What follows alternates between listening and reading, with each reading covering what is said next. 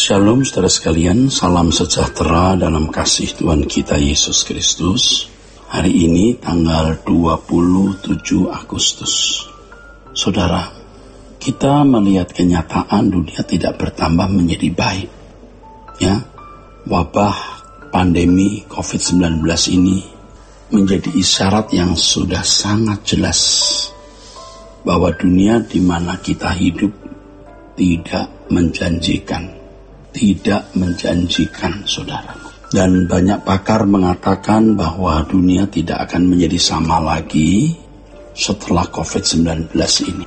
Ya, sekarang belum ditemukan vaksinnya. Kalaupun sudah ditemukan vaksinnya, belum tentu keadaan menjadi seperti semula sebelum pandemi COVID-19. Dari apa yang kita baca melalui media bahwa virus ini bisa mutan, bisa berubah, bisa berkembang. Belum lagi nanti muncul virus-virus lain, saudara. Ya, manusia dikepung oleh berbagai persoalan, ya. Belum fenomena alam, ya. Belum lagi anomali musim, ya. Belum lagi mengenai ketegangan politik.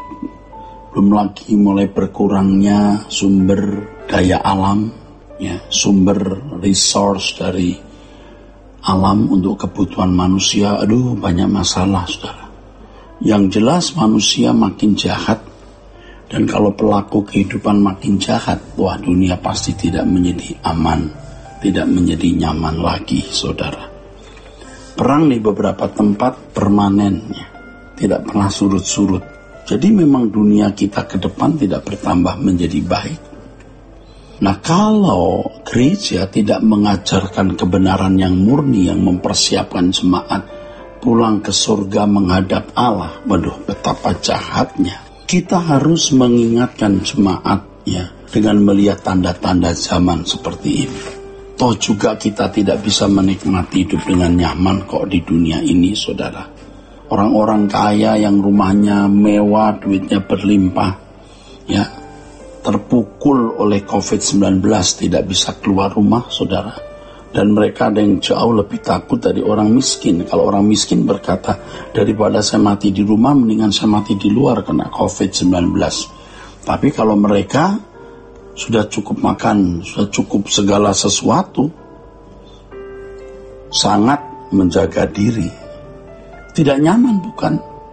Nah, kita bersyukur, saudara, kalau bagaimanapun dalam situasi yang begini sulit, Tuhan masih memelihara masyarakat bangsa kita, ya saudara. Walaupun keadaan sulit, tapi ekonomi tetap bisa bergulir juga, saudara. Dan kita mengakui bahwa ini semua karena kemurahan Tuhan atas bangsa Indonesia.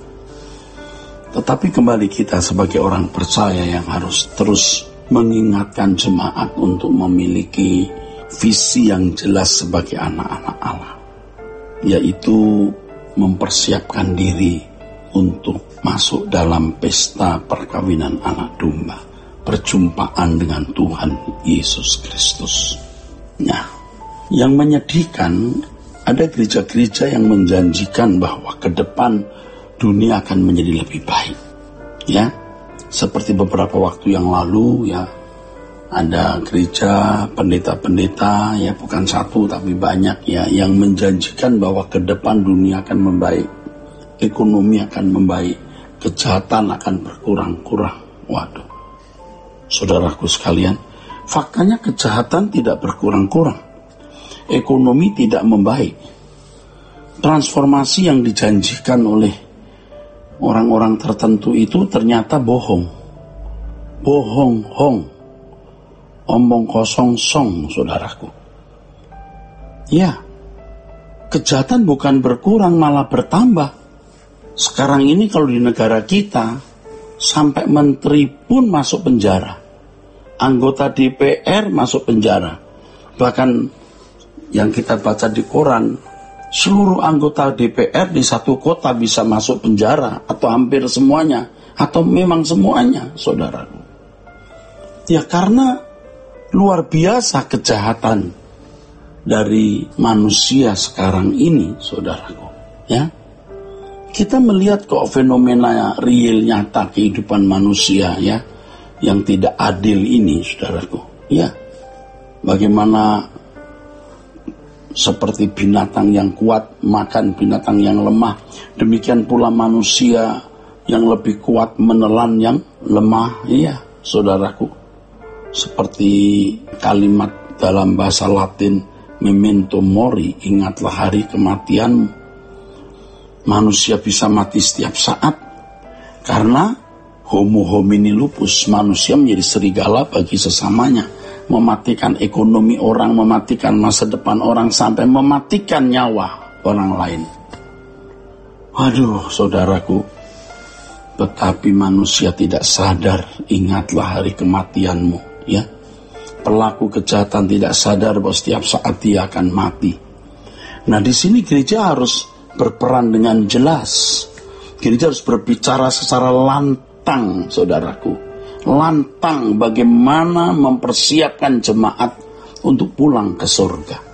Nah, masalahnya kalau pembicara sendiri tidak menghayati bahwa rumahnya itu bukan di bumi, ya akhirnya hidup wajar saja, yang diucapkan, yang dipercakapkan hanya doktrin-doktrin saja, dan merasa dengan doktrin itu mereka telah membela Tuhan dan memiliki standar hidup yang baik.